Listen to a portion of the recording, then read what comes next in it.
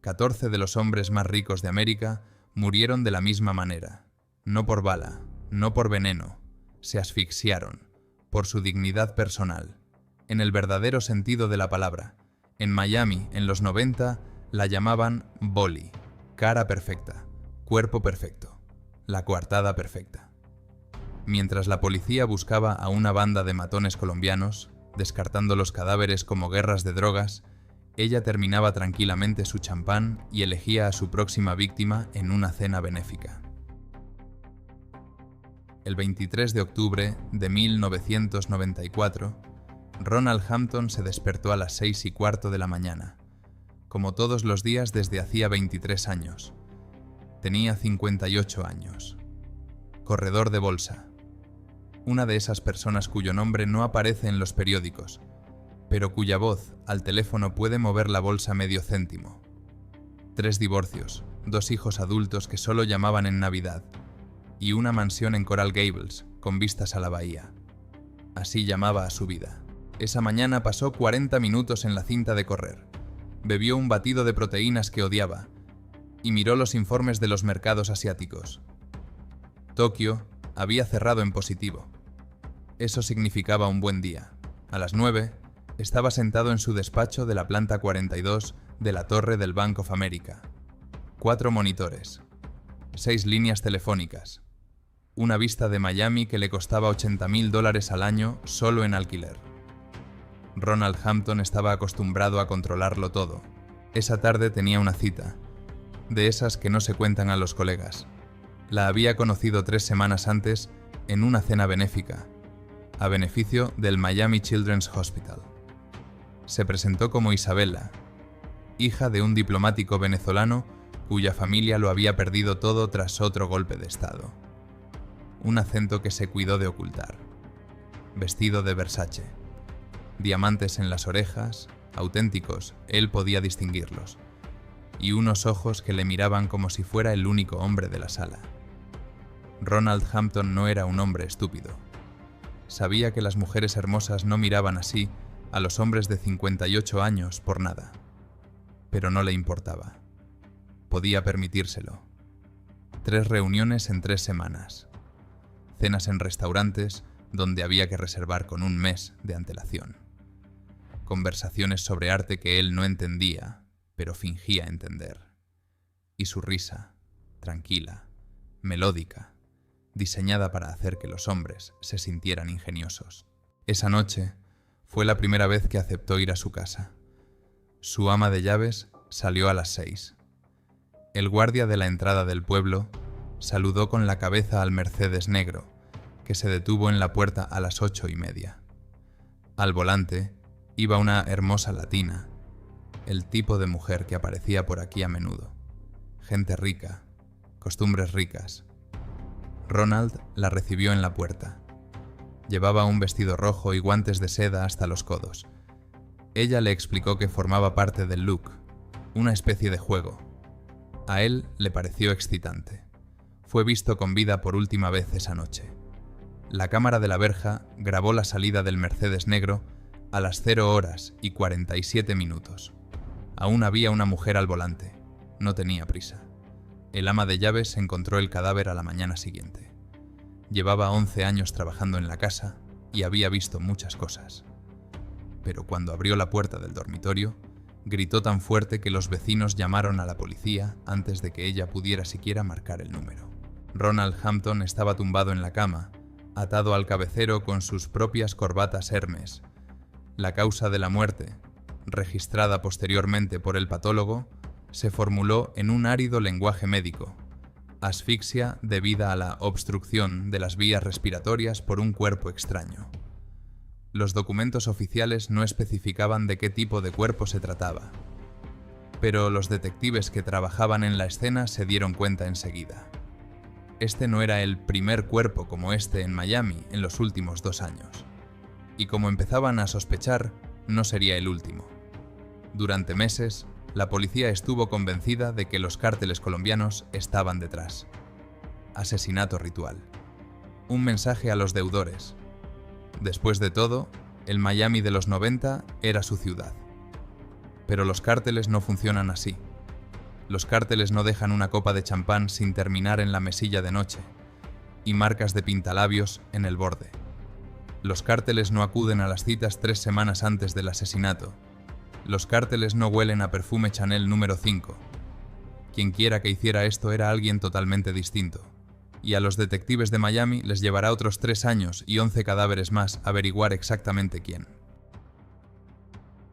Su verdadero nombre es Catalina Vázquez. Los informes policiales la catalogaban como sujeto número 1. Los tabloides la llamaban Sirena de Silicio, pero el apodo que le quedó, el que ella eligió para sí misma, era otro: Boli. Nació en Bogotá en 1968, en un barrio donde las aguas residuales corrían por las calles y los niños jugaban entre los montones de basura. Su padre había desaparecido antes de que ella naciera, uno de los miles de hombres que solo dejan un nombre en el certificado de nacimiento, y nada más. La madre de Catalina, Gloria Vázquez, trabajaba 14 horas al día en una fábrica textil. Esto les alcanzaba para el arroz, las judías y un techo.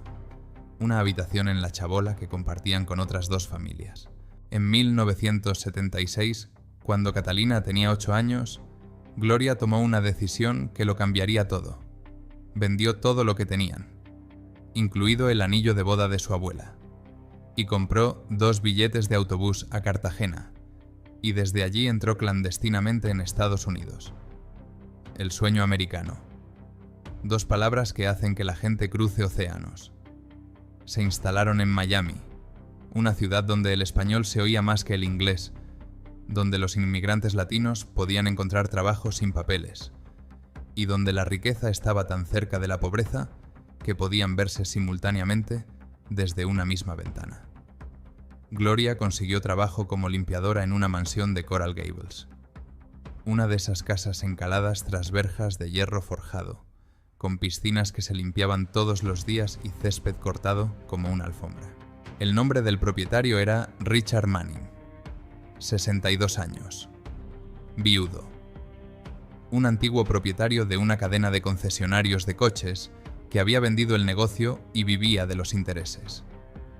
Catalina lo veía todos los días cuando su madre la llevaba al trabajo. Era peligroso dejar a una niña de 8 años sola en el barrio. Se sentaba en la cocina a hacer los deberes, mientras su madre fregaba el suelo en el piso de arriba. A veces, el señor Manning bajaba y le daba una galleta. Sonreía y la llamaba princesita. Catalina recordaba sus manos, suaves, pigmentadas, con olor a aftershave caro. Más tarde, en los expedientes de los casos, los psiquiatras señalarían que fue durante este periodo cuando empezaron a formarse los primeros patrones de su comportamiento futuro. Creció viendo contrastes, suelos de mármol y una habitación alquilada con cucarachas, un frigorífico lleno de comida que nadie comía, y sus cenas a base de judías enlatadas. El hombre que lo poseía todo y su madre, que era la dueña de la casa 6 días a la semana por $300 al mes. Catalina era una niña tranquila. Los profesores de la escuela decían que era estudiosa y retraída. No hacía amigos, no porque no pudiera, sino porque no quería. Se sentía más cómoda observando. Sus compañeros parecían tontos y ruidosos. Prefería los libros, sobre todo aquellos en los que las niñas pobres se casaban con hombres ricos y obtenían todo lo que se merecían. A los 12 años ya entendía cómo funciona el mundo. Hay quien toma, y los hay que toman. Su madre era de los segundos. Catalina decidió que ella sería de los primeros. Cuando tenía 13 años, se produjo el primer incidente que podría haberse considerado una señal de alarma, si alguien hubiera estado prestando atención. Un compañero de clase llamado Tommy Richardson, hijo de un abogado acostumbrado a conseguir todo lo que quería, empezó a tirarle del pelo y a llamarla sucia mexicana en el recreo. Catalina lo aguantó durante 3 semanas, y entonces, durante la clase de labores, le tiró accidentalmente un bote de pegamento caliente en la mano. Quemaduras de 2º grado. Llamaron a su madre a la escuela. Catalina lloró y dijo que había sido un accidente. Lloró tan convincentemente que la creyeron. Muchos años después, en un interrogatorio, admite que fue la primera vez que sintió que tenía el control, no la ira, ni venganza. Control, la fría y tranquila comprensión de que podía herir a alguien que se lo merecía y quedar impune. Le gustaba la sensación. A los 15 años, Catalina había pasado de ser una niña tranquila a una hermosa joven. Ella lo sabía. Veía cómo la miraban los hombres, incluidos los amigos del señor Manning, que iban a sus barbacoas. Sus miradas se detenían en ella más de lo debido. Había aprendido a utilizarla. Una sonrisa en el momento adecuado, una caricia casual, una mirada bajo las pestañas. Mamá no se dio cuenta de nada. Estaba demasiado cansada para darse cuenta. Gloria Vázquez llevaba 7 años trabajando para Richard Manning. Entraba a las 6 de la mañana y salía a las 8 de la tarde. Conocía cada rincón de la casa mejor que su propia habitación, y nunca se quejó, ni siquiera cuando el señor Manning empezó a tenerla después del trabajo en tareas especiales. Catalina lo descubrió por accidente. Tenía 16 años. Fue a la mansión a buscar a su madre porque no contestaba al teléfono. La puerta trasera estaba abierta. Entró. Lo que vio en el salón no requería explicación. Su madre está de rodillas. El señor Manning está en la silla, con la misma expresión en la cara con la que una vez invitó a Catalina a una galleta. Catalina no gritó, no huyó. Se quedó de pie en la puerta y observó hasta que su madre levantó la vista y la vio. Esa noche no hablaron. Ni esa noche ni la siguiente. Gloria siguió yendo a trabajar. Catalina siguió yendo al colegio. Ambas fingieron que no había pasado nada, pero algunas cosas han cambiado. Catalina empezó a llevar un diario. Con letra clara y en español, anotaba las fechas y las horas en que su madre llegaba a casa más tarde de lo habitual. Anotaba los nombres de los hombres que iban a la mansión Manning. Anotaba las matrículas de sus coches. No sabía por qué lo hacía. Pensaba que algún día le sería útil. El 7 de marzo de 1986, Gloria Vázquez no regresó a casa. Catalina tenía 17 años y 4 meses. Esperó a su madre hasta medianoche, luego hasta las 2 de la madrugada, luego hasta el amanecer. El teléfono de su habitación estaba en silencio. Sabía que algo iba mal. Podía sentirlo, como se huele el aire cuando se acerca una tormenta. A las 6 de la mañana condujo hasta Coral Gables. La policía ya estaba allí. 2 coches patrulla en la puerta. La cinta amarilla que había visto tantas veces en las películas. El oficial le dijo que no podía entrar. Ella dijo que su madre trabajaba aquí. Él la miró con una expresión que nunca olvidaría. Una mezcla de lástima e indiferencia y dijo: trabajaba. Gloria fue encontrada en el baño de servicio de la planta baja. Fallo oficial. Suicidio. Se había cortado las venas con un cuchillo de cocina. Había sangre en el suelo, en las paredes, en su bata de trabajo, que nunca se quitó. No había ninguna nota. Richard Manning declaró ante la policía ese mismo día. Parecía conmocionado.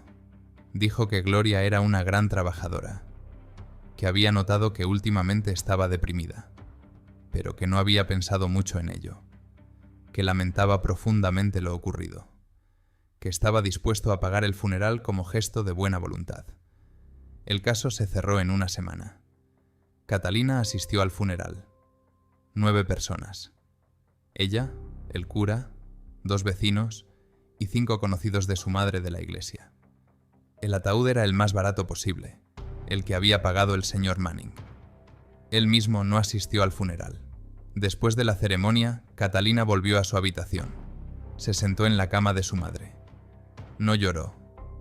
Las lágrimas se le habían agotado hacía 3 días, en la morgue, cuando tuvo que identificar el cadáver. Se quedó sentada mirando la pared. Y entonces sacó el diario de su madre. Gloria también llevaba registros. Catalina no lo sabía. Un fino cuaderno a cuadros escondido bajo el colchón. Español, letra familiar. 10 años. El señor Manning violó a su madre durante 10 años. Desde 1976, desde el primer mes de trabajo, Gloria lo describió todo. Las fechas, las amenazas, sus palabras, cómo había dicho que la deportaría si abría la boca, cómo dijo que le quitaría a su hija, cómo dijo que nadie creería a un sucio extranjero ilegal contra un respetado hombre de negocios americano. Y tenía razón. Nadie le habría creído. La última entrada estaba fechada el 6 de marzo, el día antes de su muerte. Gloria escribió que no podía más, que estaba cansada, que lo único que lamentaba era que su hija tuviera que vivir en un mundo en el que hombres como Richard Manning siempre ganaban. Catalina leyó esas palabras una y otra vez hasta que se grabaron a fuego en su memoria. Aquella noche, algo cambió en su interior. No fue una decisión, sino más bien una toma de conciencia. Era como si toda su vida hubiera mirado el mundo a través de un cristal empañado, y ahora el cristal se hubiera roto, y, por primera vez, lo viera todo con claridad. Su madre era buena, trabajadora, paciente, lo hacía todo bien, y eso la mató. Richard Manning era un depredador. Tomó lo que quiso, cuando quiso, de quien quiso. Nunca será castigado. La policía ha cerrado el caso. No habrá justicia. Si el sistema no funciona, hay que convertirse en el propio sistema. Catalina no fue a Mannings esa noche. Era más lista que eso. Comprendió que una chica de 17 años con un cuchillo de cocina no era justicia. Era un artículo de periódico de media página y una cadena perpetua. Decidió esperar. En los meses siguientes, trabajó de camarera en un restaurante para pagarse la habitación. Acabó el instituto con matrícula de honor. Ahorró hasta el último dólar en propinas. Y observó. Estudiaba a los hombres ricos que entraban en el restaurante. Sus trajes, sus relojes, su forma de hablar con los camareros. Memoriza la forma en que miran a las camareras, con mirada apreciativa, posesiva, como si fueran objetos que comprar. Se dio cuenta de que el señor Manning no era una excepción. Él era la regla. Así que decidió que si el mundo estaba hecho para los depredadores, ella también se convertiría en depredadora.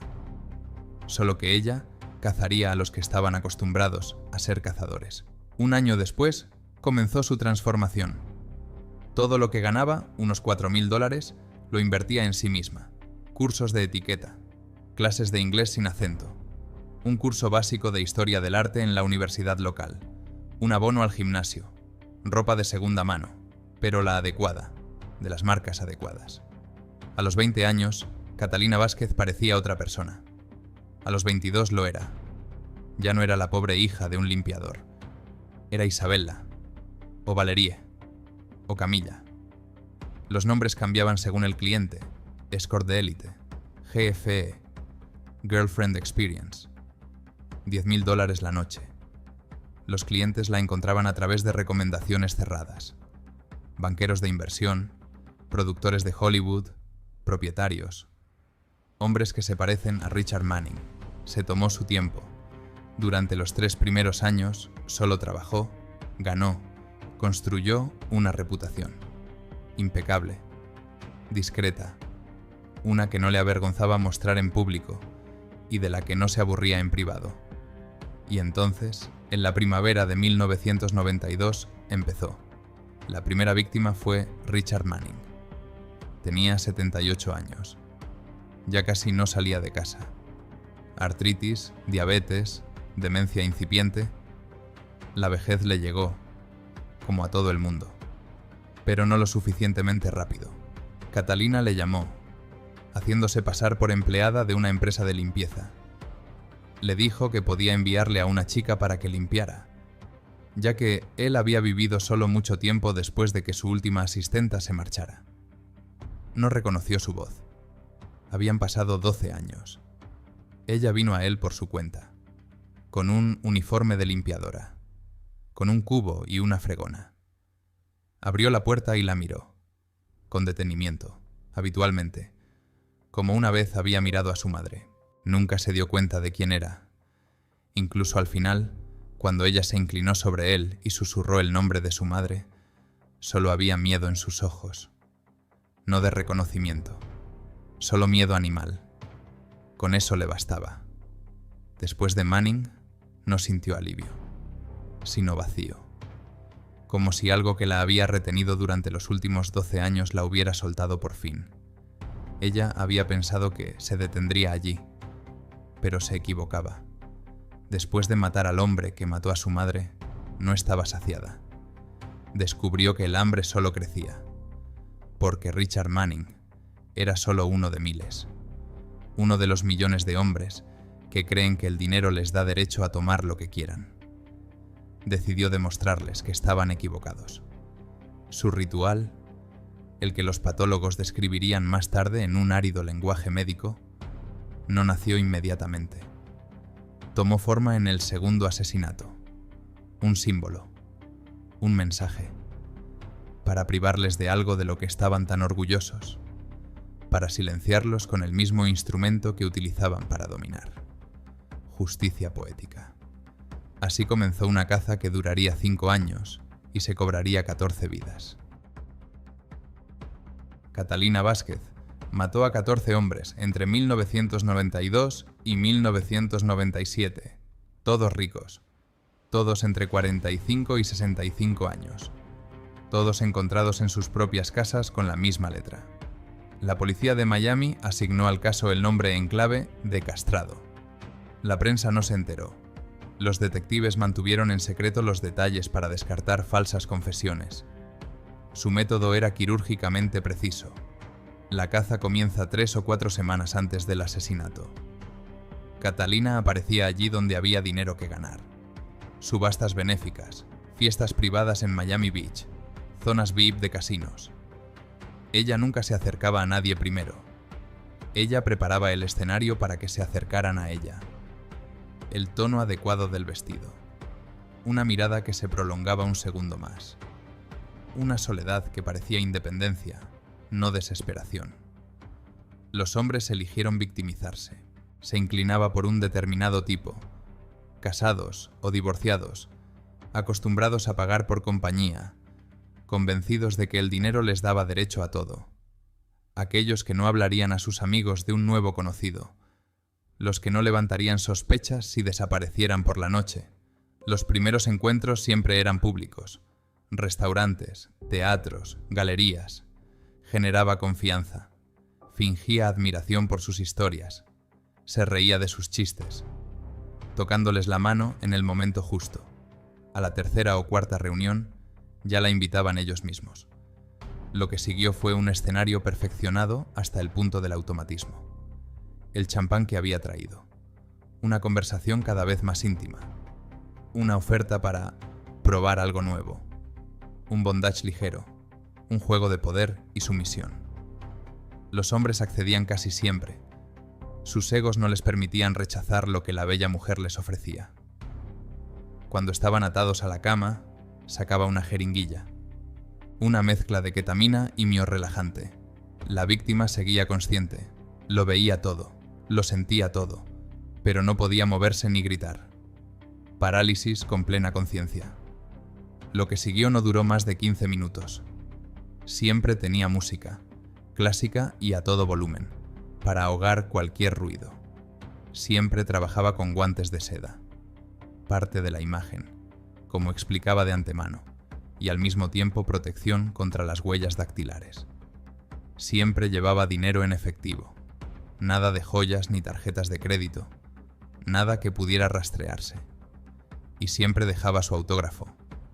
Los patólogos registraron lo mismo. Causa de la muerte: asfixia. La forma: la obstrucción de las vías respiratorias por un fragmento de tejido blando, que fue aproximadamente separada de la parte inferior del cuerpo de la víctima. Literalmente les estaba haciendo atragantarse con algo de lo que estaban tan orgullosos. La policía de Miami llevaba años siguiendo una pista falsa. La escritura parecía demasiado violenta para un solitario. La mutilación ritual se parecía a los métodos de los cárteles colombianos. La llamada corbata colombiana. Un mensaje para deudores y traidores. Los investigadores buscaron vínculos entre las víctimas y el tráfico de drogas. Algunas tenían contactos dudosos. En el Miami de los 90, esto era casi inevitable para la gente con mucho dinero. El FBI intervino tras el quinto asesinato. Los perfiladores trazaron un perfil. Banda hispana. Al menos 3 o 4 hombres, probablemente actuando por encargo. Buscaban hombres. Nadie buscaba a una mujer. Catalina siguió la investigación. Leía los periódicos, veía las noticias. A veces incluso pasaba por delante de las casas donde trabajaba la policía. Le gustaba ver su impotencia. Le gustaba saber que era más lista. Cada año era más audaz. Las primeras víctimas fueron en Miami. Luego Palm Beach, Fort Lauderdale. Para el 95 se había expandido a Los Ángeles. Diferentes estados, diferentes jurisdicciones. Las bases de datos policiales apenas estaban sincronizadas en aquellos años. Era casi imposible conectar los casos. También empezó a subir las apuestas. La 9ª víctima es un agente de Hollywood. La 11ª era un congresista retirado. Cada uno sucesivo era más rico y más poderoso que el anterior. El riesgo iba en aumento, y eso la excitaba. En 1997 había matado a 13 personas. Ni una sola pista, ni un testigo, ni un error. Y entonces conoció a Howard Lynch, 14ª víctima. 61 años, productor de cine independiente, 3 nominaciones al Oscar, una mansión de $12 millones en Bel Air. Y una pequeña cosa que Catalina no sabía. Howard Lynch estaba paranoico. Instaló cámaras ocultas por toda la casa, incluido el dormitorio. La cámara estaba oculta detrás de un espejo de 2 caras. Grababa a todos sus invitados, cada reunión, cada noche. Una colección de cintas VHS en una caja fuerte que ni siquiera su ama de llaves conocía. Seguro, como él lo llamaba. Catalina comprobó la casa antes de empezar. Siempre lo hacía. Sistemas de seguridad, posibles testigos, vías de escape. Pero ella buscaba personas y alarmas. No buscaba cámaras. El 18 de noviembre de 1997 hizo lo que había hecho 13 veces antes. Y el espejo estaba mirando. El cuerpo de Howard Lynch fue encontrado el 20 de noviembre, 2 días después del asesinato. El ama de llaves, como siempre, igual que en las 13 ocasiones anteriores. Pero las cosas fueron diferentes a partir de ahí. El detective Michael Santiago, del Departamento de Policía de Los Ángeles, vio una caja fuerte en el despacho de Lynch. El procedimiento habitual es comprobar el contenido. Dentro había documentos, algo de dinero y una caja de cartón con 23 cintas de VHS, cada una con una fecha y el nombre de una mujer. Santiago decidió mirar el fechado el 18 de noviembre. Grabación granulada en blanco y negro, vista desde detrás de un espejo. Dormitorio de Lynch. Una mujer con vestido rojo y guantes de seda. Todo lo que sucedió a continuación fue grabado de principio a fin. Pero lo principal ocurrió después. Cuando terminó, la mujer se acercó al espejo. Se quitó los guantes, se arregló el maquillaje y miró directamente al objetivo sin saber que la cámara funcionaba. Un retrato perfecto, una cara clara, suficiente para la identificación. En 48 horas, la cinta llegó al FBI. Los agentes relacionaron el modus operandi con casos sin resolver en Florida y California. 13 asesinatos, un autor. Los perfiladores reescribieron el perfil. Mujer, hispana, de 25 a 35 años. Probablemente trabaja en el negocio de las acompañantes. La imagen de la cinta se envió a las agencias. Una semana después, un informante en Miami la identificó. Catalina Vázquez, alias Isabella, alias Valeria, alias Camilla. Escort de élite, $10.000 la noche. El 3 de diciembre de 1997, fue detenida en una habitación del Hotel Fontainebleau de Miami Beach. No opuso resistencia. Sonrió a los agentes y preguntó si podía ponerse algo más adecuado para las fotografías. En un registro de su piso apareció un diario. el mismo diario que empezó a llevar cuando tenía 16 años. Nombres, fechas, cantidades. 14 entradas, 14 víctimas. Lo documentaba todo. No negó nada en el interrogatorio. Contó cada asesinato con calma, metódicamente, como si estuviera leyendo un informe. Lo único que se negó a explicar fue por qué guardaba registros que podrían haberla arruinado. El investigador que llevó a cabo el interrogatorio diría más tarde en una entrevista que en 30 años de trabajo nunca había visto a una persona tan carente de remordimientos. No estaba orgullosa de lo que había hecho, simplemente no creía que estuviera mal. El juicio comenzó en marzo de 1998 y se convirtió en el mayor acontecimiento mediático de Estados Unidos. Cámaras en la sala del tribunal, reporteros de todo el mundo, multitudes en el exterior del edificio, algunos pidiendo la pena de muerte, otros con pancartas en su apoyo. Catalina acudía a las reuniones con vestidos de diseño. Sonreía a las cámaras, coqueteaba con los periodistas y enviaba besos al público. Convirtió su propio proceso en un espectáculo. El jurado deliberó durante 4 horas. Culpable de los 14 cargos de asesinato en primer grado. Sentencia: muerte por electrocución. La ejecución tuvo lugar el 16 de octubre de 1998, en la Penitenciaría Estatal de Florida. Ella se negó a tener la última palabra y rechazó al sacerdote. Mientras los guardias la conducían a la silla, se volvió hacia ellos y dijo una sola frase: «No me despeinéis». A las 23 horas y 17 minutos, el médico declaró la muerte. Tenía 30 años. Tras su ejecución, varios tabloides publicaron las cartas que recibió en el corredor de la muerte. Cientos de cartas de mujeres que la llamaban heroína. Ella no contestó ni una sola. El caso Dolly está cerrado. Pero las preguntas que suscitó permanecen. Sobre el precio del silencio. Sobre la impunidad de las autoridades. Sobre la frontera entre la víctima y el verdugo. Algunas personas no cambian el mundo. Solo demuestran lo poco que sabemos de él.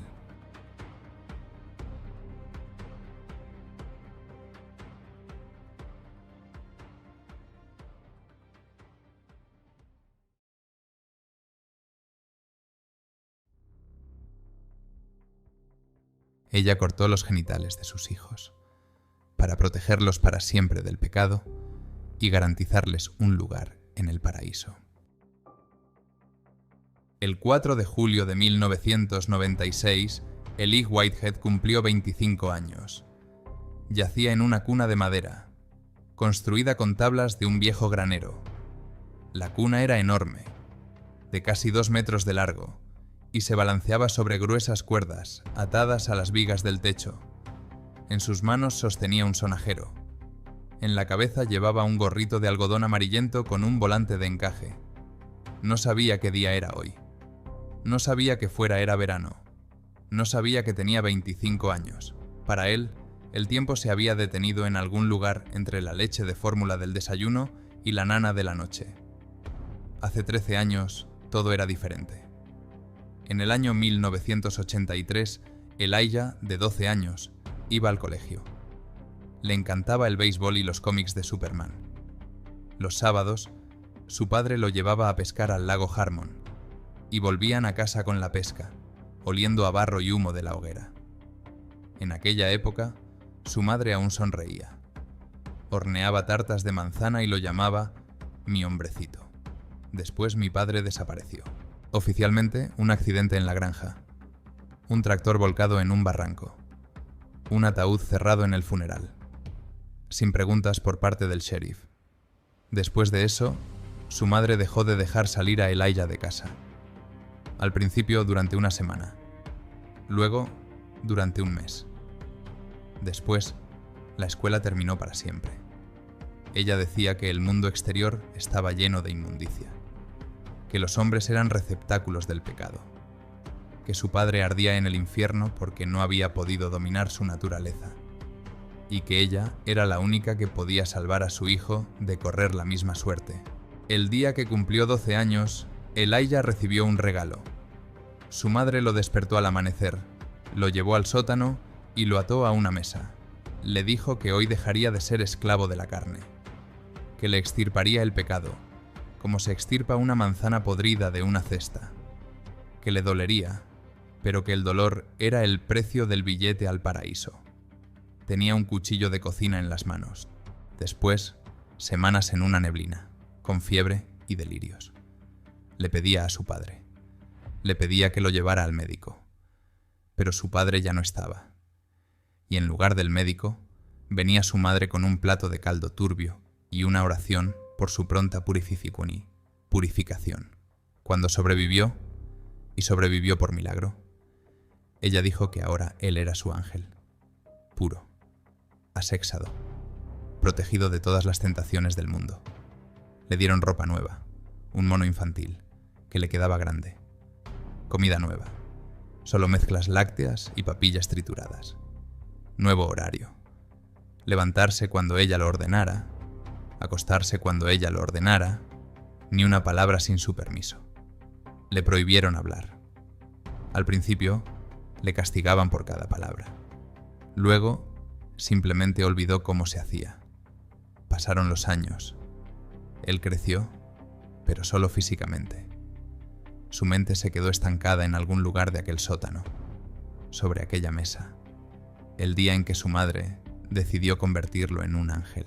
A veces, en raros momentos de lucidez, recordaba el olor del lago Armón, la risa de su padre, el sabor de la tarta de manzana. Pero esos recuerdos se iban difuminando hasta convertirse en pálidas sombras, fragmentos de una vida ajena que tal vez solo había soñado. A los 25 años, Elijah Whitehead pesaba 47 kilos. No sabía leer, aunque antes sí sabía. No reconocía su reflejo en el espejo. No entendía qué era el exterior. Solo conocía la cuna, el sonajero, la leche en polvo y la voz de su madre, que cada noche le susurraba al oído las mismas palabras. Eres puro. Eres mi ángel. Estás salvado. Esa misma mañana del 4 de julio, mientras Elijah se balanceaba en su cuna, sin sospechar que ese día era su cumpleaños, su hermano menor Isaac se preparaba para huir. Tenía 16 años y, a diferencia de Elijah, aún recordaba lo que era el exterior. Esther Mary Holloway nació en 1949 en un pequeño pueblo en la frontera entre Ohio y Virginia Occidental. Su padre era un predicador itinerante, uno de esos que recorrían las comunidades rurales con una Biblia gastada y una voz potente, prometiendo la salvación a quienes estuvieran dispuestos a escuchar. Su madre murió al dar a luz. Esther se convirtió en la única niña de una casa en la que no había mujeres, solo su padre y su fe. El reverendo Holloway crió a su hija según su propio sistema. Creía que el cuerpo humano era un recipiente del pecado y que la carne era el principal enemigo del alma. No había televisión en la casa, tampoco radio. El padre quitó los espejos cuando Esther cumplió 7 años. Decía que mirarse a uno mismo era vanidad y que la vanidad llevaba al infierno. Cada mañana comenzaba con 3 horas de oración. Cada noche terminaba con la lectura en voz alta de las Escrituras, hasta que la voz se quebrantaba. La comida era escasa. Mi padre creía que el hambre purificaba la mente y acercaba a Dios. Esther no iba a una escuela normal. Su padre la educaba él mismo, pero solo en lo que él consideraba necesario. Se sabía de memoria el libro de Levítico y todas las epístolas del apóstol Pablo, pero no sabía cómo era un mapamundi. No sabía quién era el presidente. No sabía que en algún lugar había niños que jugaban en el patio, reían y comían helado sin motivo alguno, sin permiso. Cuando cumplió 11 años, su cuerpo comenzó a cambiar. Su padre se dio cuenta antes que ella. Dijo que un demonio se había apoderado de ella, que la sangre que pronto aparecería era la marca del diablo, que la única forma de protegerse era matar la carne antes de que fuera demasiado tarde. Comenzaron las purificaciones, baños helados en pleno invierno, días sin comer, horas de rodillas, en el suelo húmedo del sótano, hasta que perdía el conocimiento. Su padre se quedaba a su lado, y rezaba mientras sus labios se ponían azules por el frío. Cuando ella cumplió 13 años, él fue más allá. Una noche entró en su habitación. Dijo que tenía que comprobar si un demonio se había apoderado de ella, que era su deber paterno asegurarse de que ella permaneciera pura. Esther no le contó a nadie lo que sucedió después, ni una sola vez en toda su vida. Simplemente cerró esa puerta en su memoria y nunca la volvió a abrir. Pero algo quedó: la creencia de que la naturaleza masculina es una maldición, que el cuerpo masculino lleva consigo un mal que es imposible de controlar, que la única forma de salvar al hombre de sí mismo es quitarle lo que lo hace hombre. Esta idea no surgió de inmediato. Maduró durante años, lentamente, como un tumor. A los 18 años, Esther se escapó de casa. Para entonces, su padre había perdido la vista a causa de la diabetes y no pudo retenerla. Llegó a Cincinnati, consiguió trabajo como limpiadora en un hospital y alquiló una habitación en una pensión para mujeres. Intentaba vivir como todos. Iba a la iglesia, una iglesia normal, no como la de su padre. Aprendió a sonreír, aprendió a hablar del tiempo y del precio de la leche. Por fuera parecía normal, pero por dentro todo seguía igual. Cada noche tenía el mismo sueño. Su padre entraba en su habitación y ella no podía moverse. Cada vez que el hombre la miraba demasiado tiempo, sentía náuseas. A los 27 años conoció a Harold Whitehead. Era un granjero del condado de Clermont. Callado, taciturno, con manos ásperas y ojos bondadosos. No la miraba como los demás hombres. No intentaba tocarla. En la primera cita se limitó a sentarse frente a ella y permanecer en silencio. Y ese silencio le pareció seguro a Esther. Se casaron 4 meses después. Los primeros años fueron casi normales. La granja, las tareas domésticas, la tranquilidad. Harold trabajaba en el campo y Esther se ocupaba de la casa. Ella casi se había convencido de que el pasado había quedado atrás, de que era una mujer normal, con una vida normal. Después nació Elijah. Cuando Esther cogió a su hijo en brazos por primera vez, algo dentro de ella cambió. Miró su diminuto cuerpo, su cara, esa parte entre las piernas, y sintió miedo. No amor, no ternura, miedo. Ella veía en él al hombre de su futuro. Y según su concepción, un hombre es aquel que entra en tu habitación por la noche cuando tú no puedes moverte. Pero mientras Elijah era un bebé, ella se las arreglaba. Le daba de comer, le bañaba, le acostaba. Hacía todo lo que hacen las madres, solo que nunca le miraba a los ojos durante mucho tiempo. 5 años después nació Isaac, y todo se repitió. El mismo miedo, las mismas náuseas, el mismo pensamiento. Harold no se daba cuenta de nada, o fingía no darse cuenta. Llegaba cansado del campo, cenaba en silencio y se iba a dormir. A veces intentaba acercarse a su esposa, pero ella se apartaba y él retrocedía. Así pasaron los años. Y luego, en 1980, algo cambió. Elige tenía 9 años. Una noche, Esther entró en su habitación sin llamar y lo vio delante del espejo, sin ropa. Simplemente estaba mirando su cuerpo, como hacen todos los niños de su edad. Pero Esther vio otra cosa. Vio a su padre. Vio aquella noche.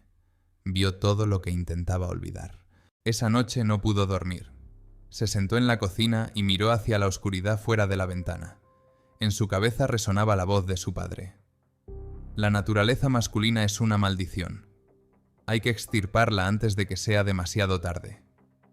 Ella entendió lo que tenía que hacer, pero primero había que eliminar el obstáculo. El 12 de octubre de 1980, Harold Whitehead falleció. Según la versión oficial, fue un accidente. El tractor en el que trabajaba se volcó en un barranco en el extremo más alejado de la granja. El cuerpo no fue encontrado hasta 2 días después. Para entonces, ya era difícil determinar la causa exacta de la muerte. La investigación duró 1 semana. El sheriff del condado, Roy Hammond, de 70 años, Acudió personalmente a la granja. Le hizo varias preguntas a Esther. ¿Dónde estaba el día en que vio a su marido por última vez? Si él tenía algún problema de salud. Esther respondió con calma. Dijo que su marido se había ido al campo temprano por la mañana, que lo esperó para cenar, pero no regresó, que solo se preocupó al día siguiente. El sheriff la miró fijamente durante un largo rato. Luego miró a los dos niños, Elijah, de 9 años, e Isaac, de 4, que estaban sentados en silencio a la mesa de la cocina. Anotó algo en su libreta, asintió con la cabeza y se marchó.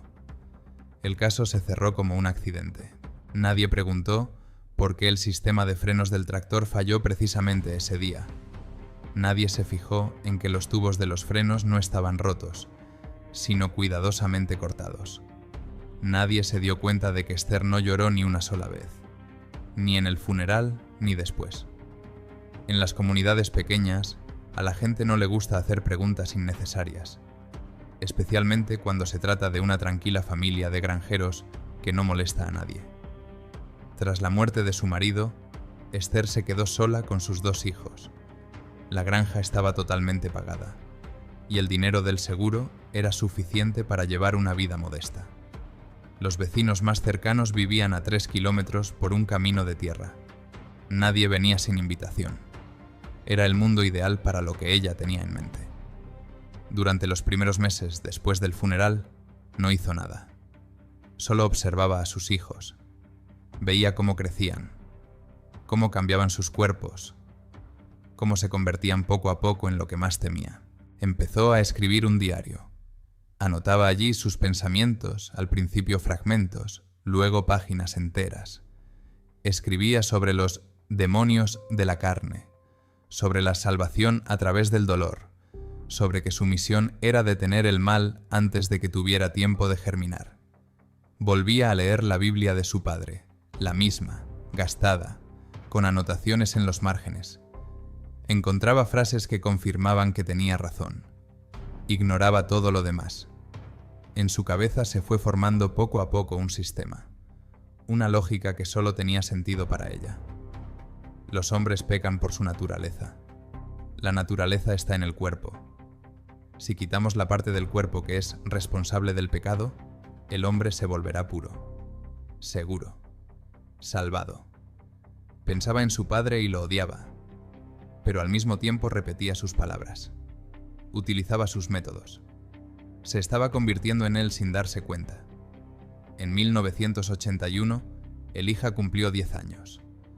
Le quedaban 2 años para alcanzar la meta que se había fijado. Esther comenzó a prepararse.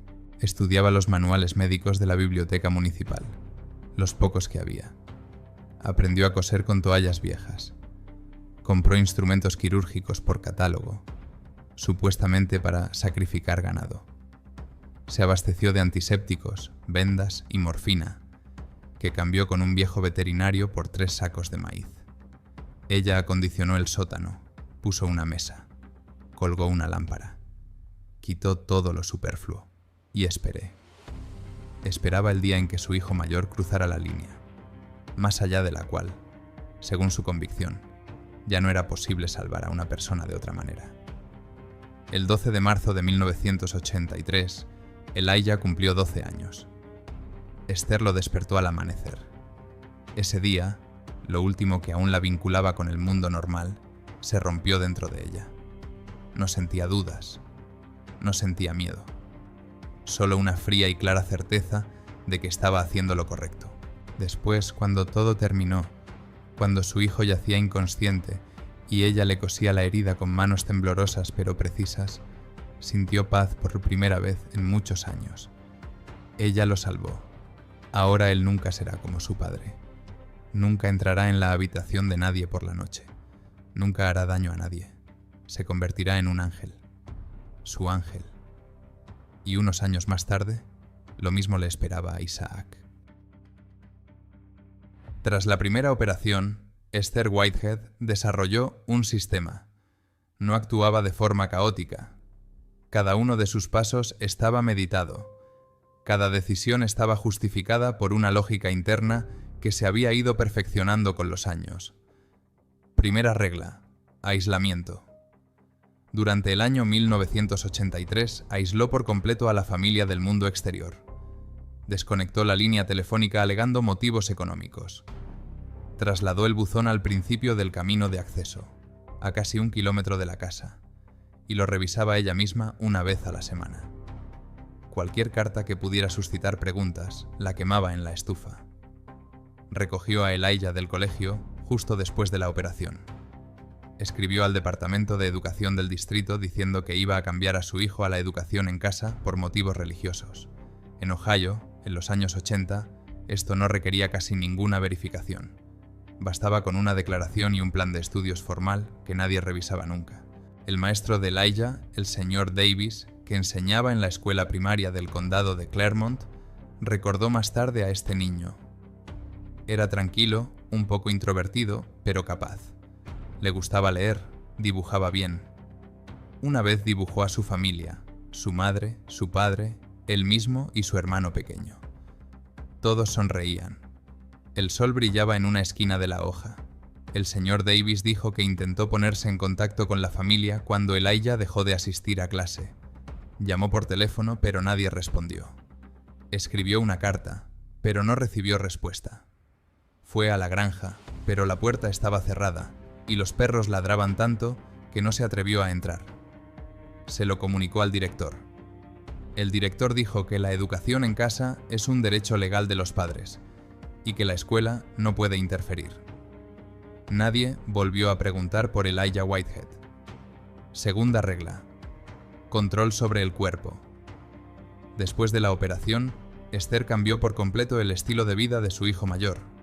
Decidió que, ahora que estaba limpio, había que devolverlo a un estado de inocencia. Y la inocencia, en su opinión, era la infancia.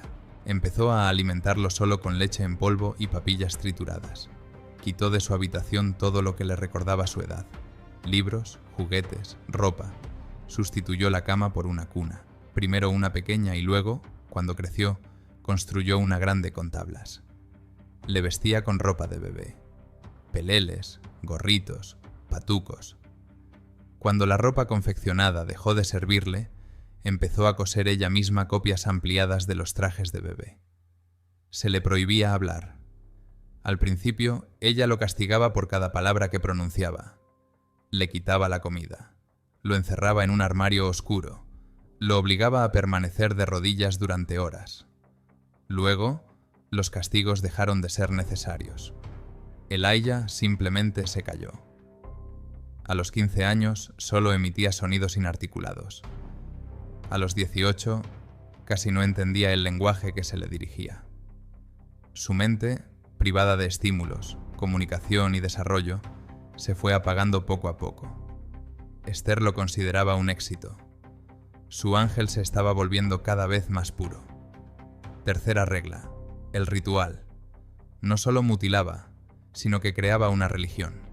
En el sótano, tras una puerta secreta oculta entre estanterías llenas de conservas, Esther había montado un altar.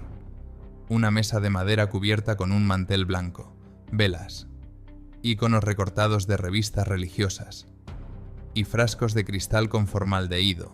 Después de la operación de Elijah, guardó lo que había cortado. Lo puso en un frasco, lo etiquetó con su nombre y la fecha, lo puso en el altar. Ella lo llamaba liberación del pecado. La fecha de la operación figuraba en sus diarios como Día de la Purificación.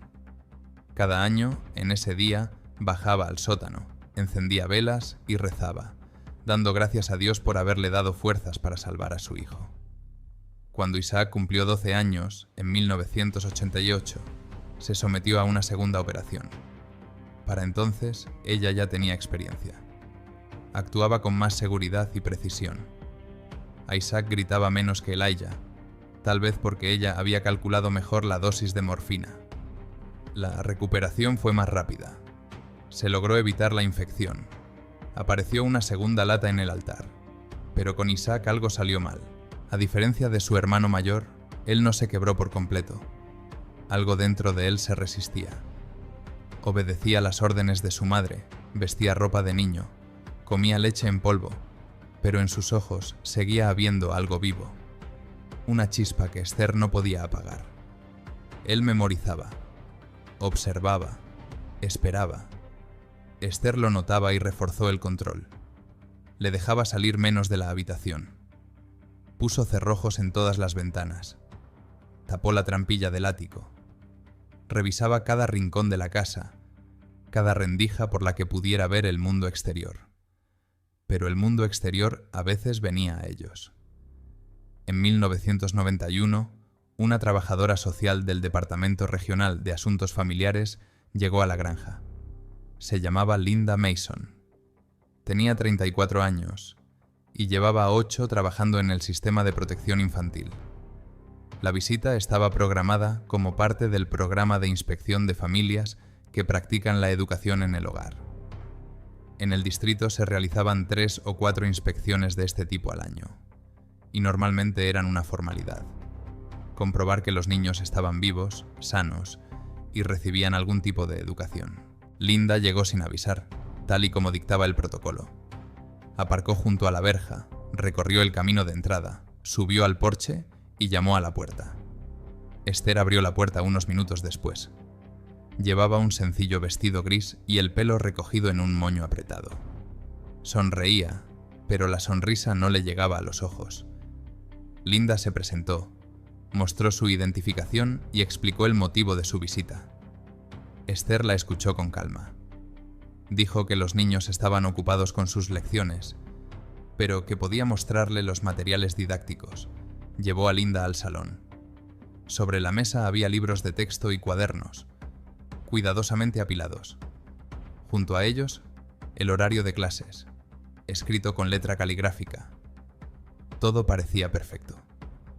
Demasiado perfecto, pensó Linda. Pero no lo dijo en voz alta. Ella pidió ver a los niños. Esther dudó un segundo. Apenas perceptible, pero Linda lo notó. Luego asintió con la cabeza y salió de la habitación. 10 minutos después regresó con 2 niños. Linda esperaba ver a 2 adolescentes. El mayor debía de tener unos 20 años y el menor 15. En cambio, ante ella, había 2 niños vestidos con monos infantiles idénticos. El mayor, alto, delgado y con la mirada perdida, sostenía un oso de peluche en las manos. El menor miraba al suelo y no levantaba la vista. Linda intentó hablar con ellos. Les preguntó cómo se llamaban, qué estudiaban, si les gustaba vivir en la granja. El mayor no respondió. Simplemente la miró como si no existiera. El menor murmuró algo ininteligible. Tal vez su nombre. Tal vez solo un sonido.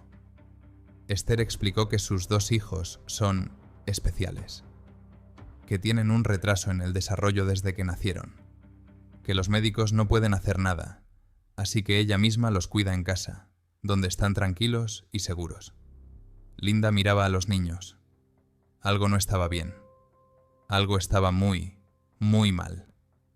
Pero no podía entender qué era exactamente. Anotó en su cuaderno: los niños parecen sanos. No se han detectado signos de violencia física. La madre afirma que ambos padecen trastornos congénitos del desarrollo. Se recomienda una nueva visita dentro de 6 meses. La segunda visita nunca se llevó a cabo. 3 meses después, Linda fue trasladada a otro distrito. Su caso fue transferido a un colega que estaba sobrecargado de trabajo y nunca llegó a visitar a la familia Whitehead. La carpeta con el informe quedó archivada y permaneció allí durante 5 años, hasta el día en que la volvieron a sacar. La vecina de los Whitehead, Dorothy Cranston, vivía a 3 kilómetros al este. Tenía más de 60 años. Tenía una pequeña granja lechera y rara vez salía de la ciudad más cercana. Apenas hablaba con Esther, ni quería hacerlo. Había algo en esa mujer que le parecía raro. Demasiado callada. Demasiado tranquila. Demasiado vacía. Pero un día, en el verano de 1993, Dorothy vio algo raro por casualidad. Conducía por un camino rural junto a la granja de los Whitehead. La valla era vieja y tenía agujeros. A través de uno de ellos, Dorothy vio 2 figuras en el patio. Niños. No, jóvenes. Pero vestían como niños. Uno estaba sentado en el suelo, revolviendo la arena. El otro simplemente estaba de pie, mirando al cielo, con algo parecido a un sonajero en la mano. Dorothy detuvo el coche. Miró durante unos minutos sin comprender lo que veía. Entonces salió Esther de la casa. No vio el coche detrás de los arbustos. Se acercó a sus hijos, les dijo algo. Dorothy no oyó qué, y los llevó dentro. Dorothy siguió adelante. Durante todo el camino pensó en lo que había visto. Hombres adultos vestidos con ropa de niño, con sonajeros, en una granja aislada en medio del bosque. Podía haber llamado a la policía. Podía haberlo denunciado a los servicios sociales. Podía, al menos, habérselo contado a alguien. Pero no hizo nada. Más tarde, al declarar ante los investigadores, lloró. Dijo que no quería meterse en los asuntos ajenos, que pensó que tal vez tenían alguna enfermedad, que no se imaginaba lo grave que era la situación. El investigador anotó sus palabras y no respondió nada. A mediados de los años 90, el sistema Esther alcanzó su punto álgido. La casa se convirtió en un universo cerrado, donde ella era una diosa y sus hijos, ángeles creados a su imagen de inocencia. Elige tenía entonces 20 años. Había perdido por completo el contacto con la realidad. Vivía en una cuna, comía del biberón y no reconocía su propio reflejo. A veces sonreía sin motivo. A veces lloraba, también sin motivo. Su mente se había convertido en una hoja en blanco, en la que no quedaba nada más que sombras difusas. Isaac tenía 16 años. Y a diferencia de su hermano, todavía estaba allí. Aprendió a fingir. Obedeció todas las órdenes de su madre. Llevaba ropa de niño, comía leche en polvo. No hablaba cuando ella estaba cerca. Pero cuando ella se marchaba, él pensaba. Recordaba fragmentos del pasado. Recordaba a su padre, vagamente, como en un sueño. Recordaba el mundo exterior, los árboles, la carretera, el cielo, que solo veía a través de las ventanas tapiadas. Recordaba que antes todo era diferente, y él sabía que tenía que salir de allí. Estudió la casa, cada tabla, cada cerradura, cada rendija. Se dio cuenta de que la ventana de ventilación del sótano solo estaba cerrada con un pestillo oxidado, y no con una cerradura. Se dio cuenta de que su madre tomaba somníferos por las noches, después de largas oraciones. Se dio cuenta de que los jueves dormía más profundamente que los demás días. Llevaba 2 años planeando su fuga. Llevaba 2 años esperando el momento adecuado. El 4 de julio de 1996 llegó ese momento. El 4 de julio de 1996, a las 2 de la madrugada, Isaac Whitehead abrió la ventana de ventilación del sótano. La madre se quedó dormida después de rezar durante muchas horas. El somnífero que tomaba los jueves le hizo más efecto de lo habitual, quizá por el cansancio. Isaac había esperado este momento durante 2 años. Se coló por el estrecho hueco, rasgándose la piel de los costados con el metal oxidado. Cayó al suelo al otro lado de la pared. Permaneció inmóvil durante unos segundos, respirando el aire nocturno, el primer aire fresco en 8 años. Luego echó a correr. No sabía a dónde corría. No sabía dónde estaba la casa más cercana. Simplemente se alejaba de la granja, atravesando el campo, el bosque, el barranco, hasta que llegó a la carretera. Lo encontró Walter Jenkins, un granjero local, a las 4:30 de la mañana. Jenkins iba al mercado de Batesville y casi atropella a un niño que estaba parado en medio de la carretera con un mono infantil sucio. Se detuvo, salió del coche e intentó hablar con él. El niño no respondía, solo emitía sonidos extraños, una mezcla entre gemidos y llantos, y señalaba con la mano su cuerpo, la parte inferior. Jenkins se dio cuenta de que algo iba muy mal. Metió al niño en el coche y lo llevó a la comisaría más cercana. El oficial de guardia llamó al sheriff. El sheriff llamó al médico. El médico examinó a Isaac y salió del consultorio pálido como la cera. A las 7 de la mañana, un grupo de 6 personas se dirigió a la granja de los Whitehead.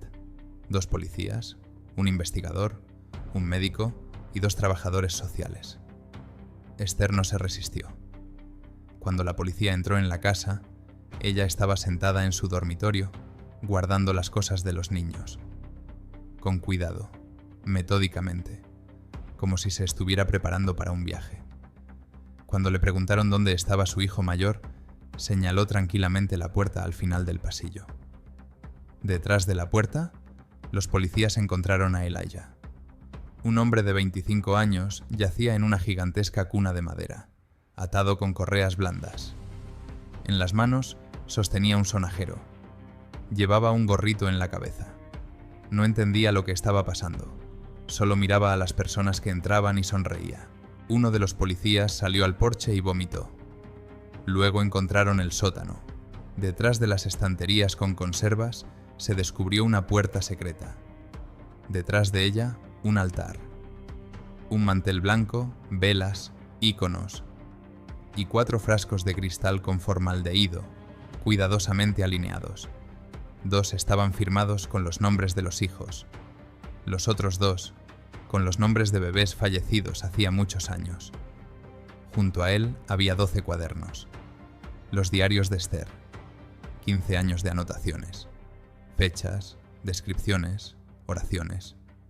Un informe detallado de cada purificación. De cómo lloraban sus hijos y cómo ella lo interpretaba como la salida de los demonios. El investigador hojeó varias páginas y cerró el cuaderno. Más tarde diría en el juicio que en 20 años de carrera nunca había visto nada parecido. Cuando la arrestaron, Esther solo dijo una frase.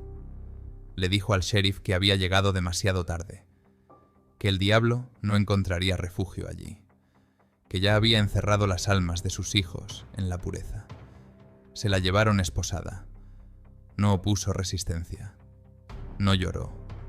Simplemente miraba por la ventana del coche patrulla y sonreía. En marzo de 1997, Esther Mary Whitehead compareció ante el tribunal. La defensa insistió en la demencia. 3 psiquiatras concluyeron que la acusada padecía un grave trastorno delirante de contenido religioso, pero el jurado decidió lo contrario. Esther fue declarada culpable de todos los cargos. 2 cadenas perpetuas sin derecho a libertad condicional. Durante la lectura de la sentencia, permaneció inmóvil. Cuando el juez terminó de leer, simplemente asintió con la cabeza, como si hubiera escuchado el pronóstico del tiempo. Elijah Whitehead nunca pudo adaptarse a la vida fuera de la granja. Lo ingresaron en una clínica psiquiátrica en Columbus, donde pasó el resto de sus días. El personal recordaba que nunca hablaba, pero que a veces sonreía a las enfermeras. Murió en 2009 de neumonía. Tenía 38 años. Isaac pasó por una larga rehabilitación. Volvió a aprender a hablar, a leer, a vivir entre la gente. A los 30 años pudo conseguir un trabajo y alquilar su propio piso. Pero las cicatrices, tanto externas como internas, se quedaron con él para siempre. En el año 2014, Esther Whitehead falleció en el hospital de la prisión. Tenía 65 años. Según los guardias, se comportó con tranquilidad hasta el último día y cada noche rezaba por sus ángeles. La frontera entre el amor y la violencia a veces se encuentra donde menos te lo esperas. En la oración de una madre junto a la cuna.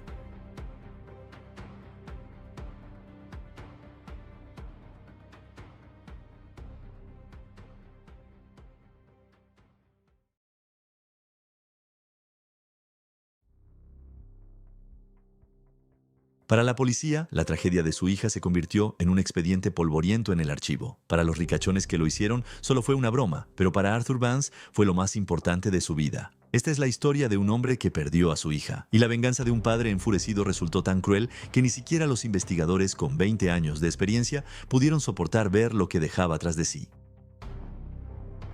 Emily Vance tenía 20 años. Trabajaba como ayudante de florista en una pequeña floristería de Main Street en Bridgeport, la misma Bridgeport donde cerraban las fábricas, se quedaban vacíos los barrios y una de cada 2 tiendas de la calle principal tenía los escaparates tapiados. Pero la floristería aguantaba y Emily se mantenía junto con ella. Se despertaba a las 5:30, preparaba café para su padre, dejaba una taza en la mesa junto a la puerta, él se iba a la fábrica aún más temprano y se iba al trabajo en una vieja bicicleta que chirriaba en cada curva. Los vecinos la reconocían por ese sonido. Todas las mañanas, sin excepción, el chirrido de las ruedas, el golpeteo de los pedales, un silencioso buenos días. Y luego, bajando por North Avenue, pasando por la lavandería cerrada, la parada de autobús, el aparcamiento de Bridgeport Meads, donde trabajaba su padre. No era ambiciosa ni ingenua, simplemente vivía como todos en su barrio, tranquilamente, con modestia, sin expectativas excesivas. Tenía pocas amigas, no iba a fiestas ni intentaba entrar en círculos que no estaban a su alcance. Pero a principios del otoño de 1991, algo cambió. A través de la floristería conoció a una chica de Darien que encargaba ramos de flores para los eventos del club de estudiantes de una de las universidades privadas del condado de Fairfield. El club se llamaba Apollo. Emily no sabía ni su nombre ni lo que significaba. Para ella era solo una clienta que dejaba generosas propinas y que una vez le dijo: «Eres muy simpática, tienes que salir de este barrio, ven a vernos el sábado, habrá una fiesta en una casa de campo, te relajarás».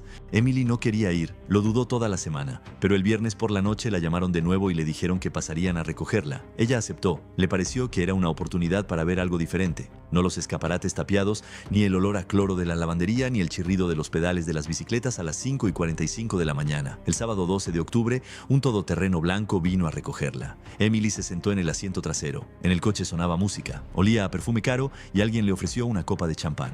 No conocía a nadie de los presentes, pero sonreía por primera vez en mucho tiempo. La fiesta se celebró en una mansión a las afueras de Weston, una tranquila ciudad con poco más de 10,000 habitantes, donde la renta media familiar supera los $300,000 al año. La casa pertenecía a la familia de uno de los miembros del club Apollo. Tenía 3 plantas, piscina, cuartos de servicio y una cámara frigorífica industrial en el sótano, ya que el antiguo propietario se dedicaba al negocio de la restauración. Emily pasó las primeras 3 horas en esa casa como invitada, después casi un día entero como prisionera. Lo que sucedió después se reconstruyó a partir de testimonios que nunca fueron admitidos por el tribunal. Hacia la medianoche, un grupo de 5 jóvenes, todos miembros de Apollo, todos hijos de altos funcionarios y empresarios del condado, llevaron a Emily al sótano. Le dijeron que era parte del programa, que todos pasaban por eso, que era una representación. La llevaron a una cámara frigorífica industrial. Entre los cadáveres de animales colgados de ganchos, la desnudaron y la obligaron a posar, imitando la mercancía en el escaparate. Lo grabaron en vídeo, comentando en voz alta: «Variedad proletaria, segunda clase,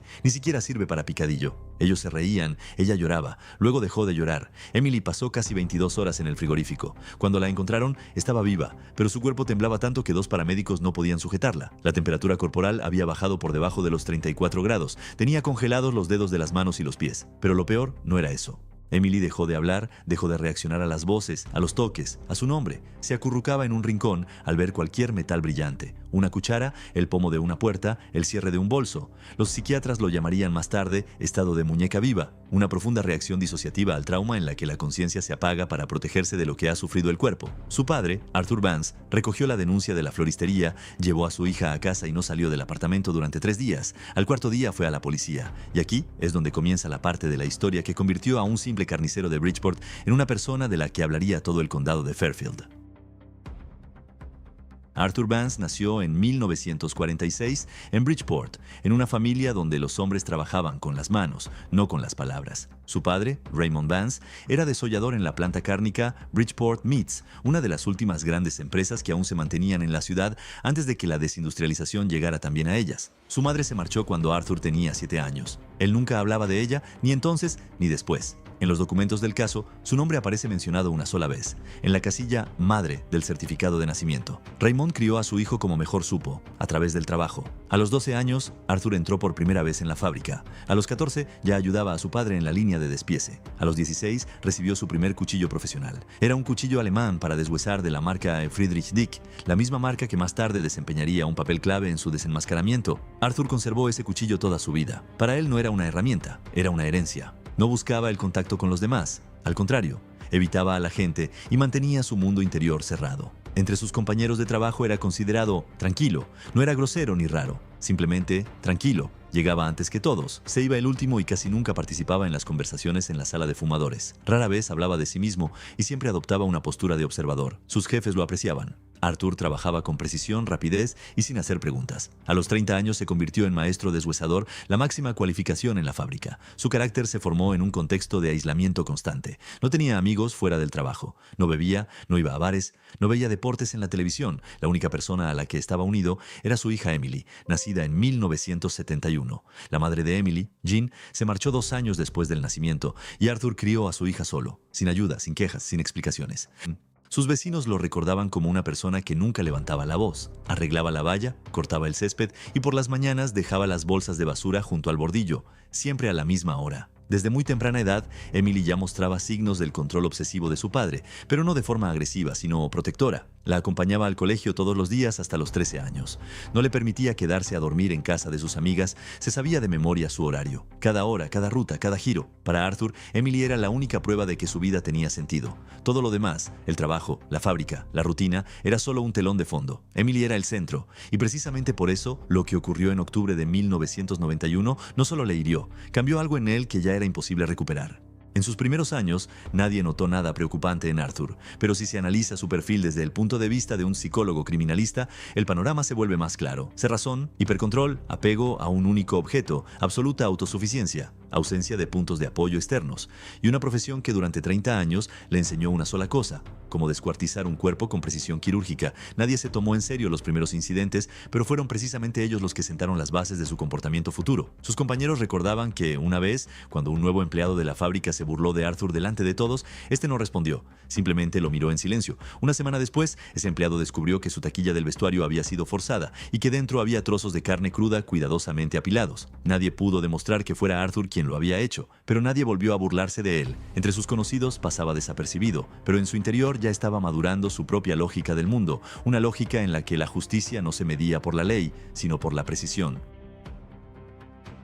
4 días después de que Arthur recogiera a su hija del hospital, se puso una camisa limpia, se abrochó todos los botones hasta arriba y se dirigió a la comisaría de Bridgeport. Llevaba consigo el informe médico, el alta del servicio de urgencias y una hoja de papel en la que había escrito a mano los nombres de 5 personas, las que Emily había mencionado antes de callarse para siempre. El oficial de guardia tomó la denuncia. Se registró con un número estándar. Como un incidente doméstico con elementos de maltrato, le dijeron a Arturo que esperara, y esperó. 2 semanas después, le llamaron y le pidieron que acudiera a la comisaría, no para informarle sobre el curso de la investigación, sino para explicarle por qué no habría investigación. El detective, cuyo apellido nunca se identificó en los documentos del caso, le dijo a Arthur que el testimonio de su hija no podía aceptarse como base para iniciar una investigación, ya que Emily se encontraba en un estado que le impedía actuar. La grabación de vídeo a la que Emily se refirió antes de dejar de hablar no fue encontrada. El propietario de la mansión, padre de uno de los miembros del club Apollo y gran promotor inmobiliario de Weston, contrató a unos abogados que, en el plazo de 10 días, presentaron 3 demandas: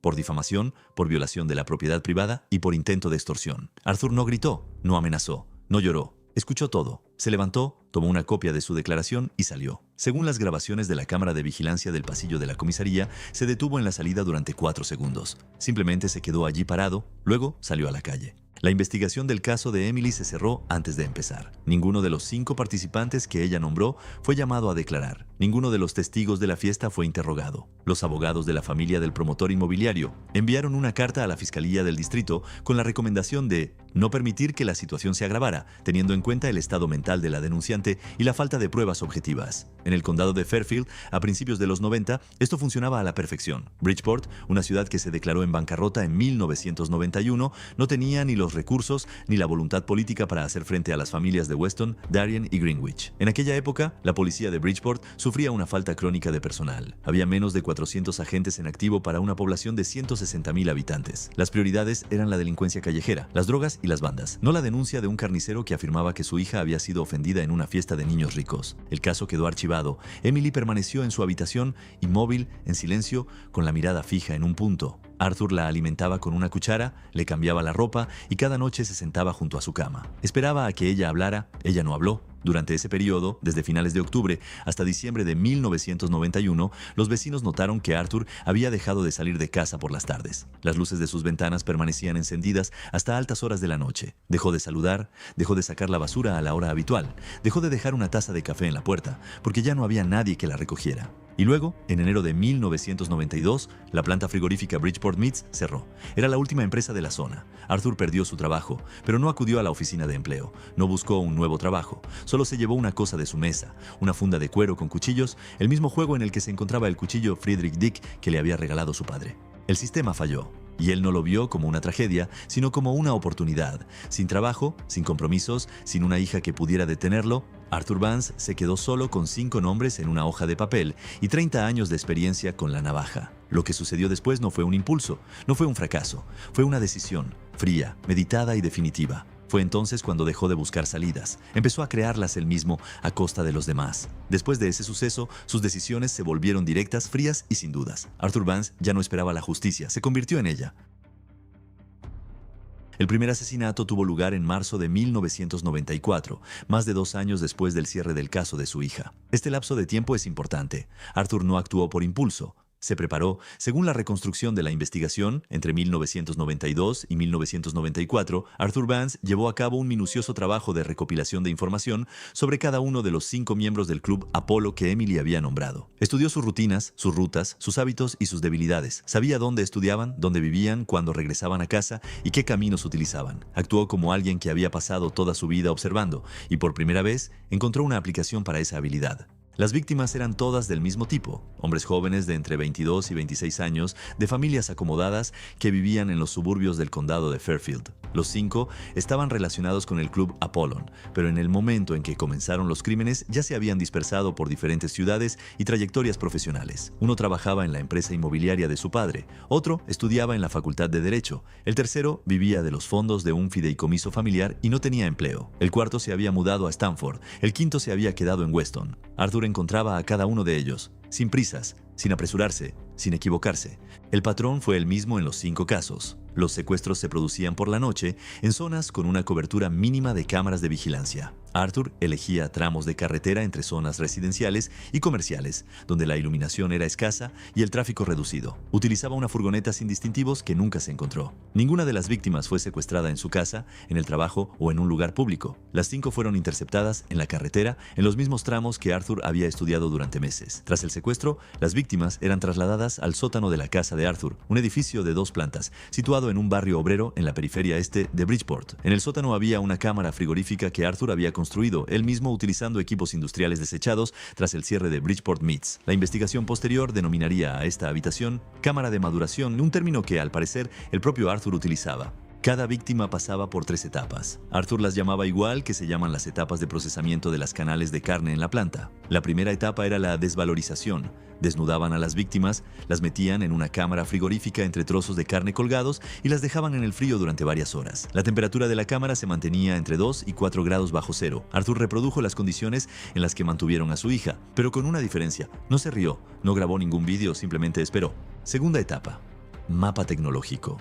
En los cuerpos de las víctimas se encontraron cortes poco profundos, pero precisos, que correspondían a los patrones estándar de despiece de carne de vacuno de primera calidad. Los forenses determinaron que cada corte no era aleatorio, sino que seguía una lógica anatómica. Los cortes en la lengua eran de quien insultó a Emily en voz alta. Los cortes en las manos eran de quien había empleado la fuerza física. Los cortes en los párpados eran de quien había grabado el vídeo. Arthur no solo causaba dolor, sino que marcaba, trazaba en el cuerpo un mapa de lo que cada uno de ellos le había hecho a su hija. No era crueldad por crueldad, era un sistema. La tercera etapa, el sello de calidad. Arthur quemaba en el pecho de cada víctima las letras defectuoso con un viejo sello industrial utilizado para marcar la carne. Si había llevado ese sello de la fábrica el último día de trabajo, para él significaba una cosa: esas personas eran defectuosas. No eran mercancía, no eran personas, eran defectuosas y había que deshacerse de ellas. Entre el primer y el quinto asesinato transcurrieron 3 años. Arthur actuaba con intervalos de entre 4 y 9 meses. Nunca repitió 2 veces el mismo patrón de secuestro. Cambiaba la hora del día, el punto de captura y el método de aproximación.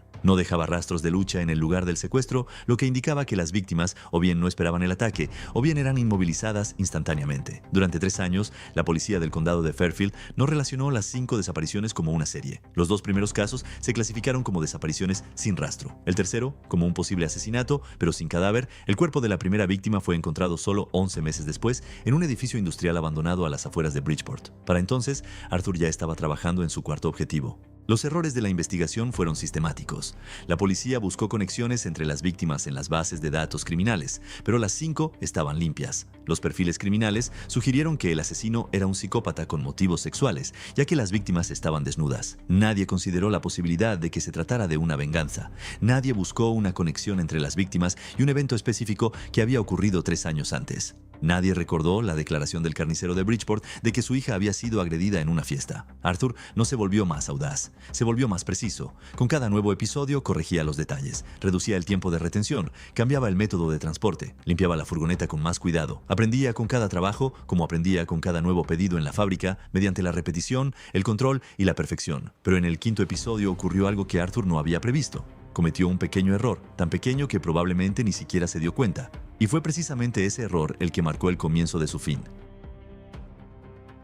La quinta víctima fue descubierta en febrero de 1997 en un almacén abandonado en la zona industrial de Bridgeport, a 3 millas de la casa de Arthur Vance. El cuerpo yacía sobre una mesa metálica, desnudo, con cortes característicos y la marca US Rejected en el pecho. Todo coincidía con los 4 casos anteriores, pero fue precisamente en este último caso cuando el forense del condado observó un detalle que nadie había registrado anteriormente. En los bordes de los cortes se encontraron muescas microscópicas, marcas apenas visibles a simple vista, que indicaban no solo que se había utilizado un cuchillo afilado, sino también un tipo concreto de hoja con un perfil de afilado característico. El experto solicitó un análisis balístico del arma blanca, un procedimiento que a mediados de los años 90 se aplicaba muy raramente y solo en casos excepcionales. El resultado llegó 6 semanas después. Las muescas coincidían con las de un cuchillo profesional para despiezar de la marca Friedrich Dick, una herramienta alemana que se utilizaba en las empresas de procesamiento de carne. Pero no cualquier modelo. La pericia determinó que las marcas habían sido dejadas por una hoja de una serie que había dejado de fabricarse a finales de los años 70.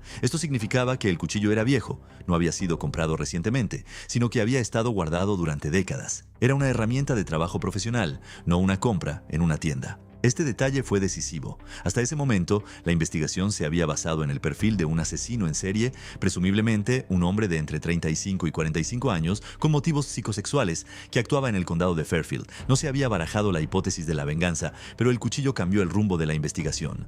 El detective de la policía de Bridgeport, Michael Corrigan, el único cuyo nombre aparece en los documentos públicos del caso, recibió los resultados del análisis y comenzó a construir una nueva cadena de pruebas. Solicitó una lista de todas las empresas cárnicas del condado que habían cerrado en los últimos 10 años. Bridgeport Meats aparecía en la primera línea. A continuación, Corrigan solicitó las listas de antiguos empleados de la planta y obtuvo 312 nombres. Pero no revisó los 312. Hizo lo que ningún investigador había hecho en 3 años. Sacó los expedientes archivados relacionados con las víctimas.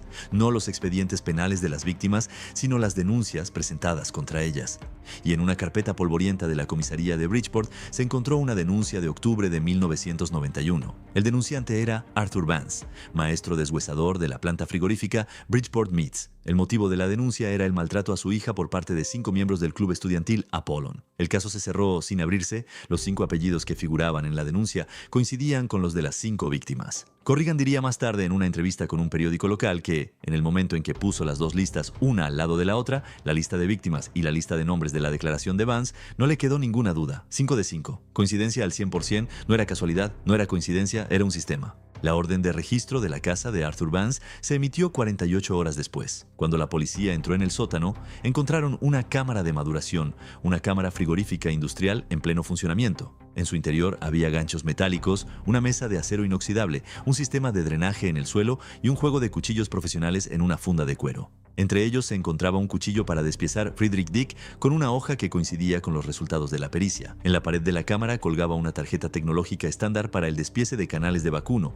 igual a las que se utilizaban en las plantas procesadoras de todo el país. Pero en esta tarjeta, algunas zonas de despiece estaban marcadas con un rotulador rojo y firmadas a mano. Las firmas correspondían a los nombres de las víctimas. Arthur Vance fue arrestado el 23 de marzo de 1997 en su casa. No opuso resistencia. Estaba sentado en una silla junto a la habitación de su hija cuando llamaron a la puerta. Él mismo abrió. Llevaba una camisa limpia abrochada hasta el cuello, la misma costumbre que tenía el día en que acudió a la policía a presentar una denuncia 6 años atrás. Durante el interrogatorio, Arthur Vance no dijo ni una palabra. Se quedó callado durante 14 horas seguidas. No pidió un abogado, no pidió agua, no pidió un descanso. Simplemente se sentó y se quedó mirando a la pared. Y solo una vez, ya al final del interrogatorio, miró al detective Corrigan y pronunció una única frase. ¿Alguna vez has visto llorar a una muñeca rota? Yo solo las devolví a su verdadero estado, un trozo de carne. Esas fueron las últimas palabras que Arthur Vance pronunció en presencia de los representantes de la ley. El juicio contra Arthur Vance comenzó en septiembre de 1997 y duró 11 semanas. La acusación presentó 5 cargos de asesinato en primer grado con agravantes. La defensa intentó basar su estrategia en la demencia, alegando el trauma causado por el estado de su hija y su prolongado aislamiento social. El peritaje psiquiátrico rechazó este argumento. Los expertos reconocieron por unanimidad que Vance era imputable y capaz de comprender la naturaleza de sus actos. Es más, el nivel de planificación demostrado en cada episodio descartaba la versión del afecto. Arthur no reconoció su culpabilidad, no negó lo que había hecho, simplemente se negó a hablar. Durante todo el juicio no pronunció ni una sola palabra, ni en su defensa, ni dirigida a la acusación, ni a las familias de las víctimas. Se sentó en la sala del tribunal en la misma postura en la que se sentó durante el interrogatorio, inmóvil, con la espalda recta, mirando fijamente a un punto. El jurado emitió su veredicto tras 4 horas de deliberación, culpable de los 5 cargos. El juez dictó cadena perpetua sin derecho a libertad condicional. La reacción de la sociedad resultó ser inesperadamente ambigua. Las familias de las víctimas exigieron la pena de muerte y presentaron demandas civiles contra Vance. Pero en Bridgeport y en los barrios obreros de todo el condado, la actitud era diferente. Varios periódicos locales publicaron artículos sobre cómo la policía había ignorado la declaración de Arthur. Los periodistas plantearon la pregunta: si el caso de Emily Vance se hubiera investigado en 1991, ¿estarían vivos esos 5 hombres? No hubo respuesta, pero la pregunta quedó en el aire. Tras el juicio, se llevó a cabo una investigación interna en la comisaría de policía de Bridgeport. Los resultados no se hicieron públicos. Sin embargo, durante los 2 años siguientes, se introdujeron nuevos protocolos para tramitar las denuncias de delitos violentos en el condado de Fairfield, en particular, la verificación cruzada obligatoria de las denuncias que quedaban sin resolver cuando se producían episodios en serie. El detective Corrigan fue ascendido y trasladado al Departamento de Investigación de Delitos en Serie del estado de Connecticut. Emily Vance se quedó en la misma casa. Su prima de Stratford se hizo cargo de ella. Según los servicios sociales, Emily seguía igual. Seguía sin hablar. Seguía sin reaccionar cuando la llamaban por su nombre. Seguía acurrucándose en un rincón al ver metal brillante. Arthur le escribía cartas desde la cárcel todas las semanas, sin excepción. Ella nunca las abrió. Arthur Vance murió en una prisión de máxima seguridad en el año 2014. La causa de la muerte fue un paro cardíaco. Tenía 68 años. Nunca volvió a hablar, ni con abogados, ni con psicólogos, ni con periodistas que le solicitaron entrevistas en decenas de ocasiones. Lo único que encontraron en su celda tras su muerte fue una fotografía de Emily a los 5 años y una funda de cuero para cuchillos. Vacía. El caso se cerró, pero la sombra que dejó fue más larga que la sentencia, porque la justicia no siempre es la ley. A veces es solo una pregunta que nadie quiso responder a tiempo.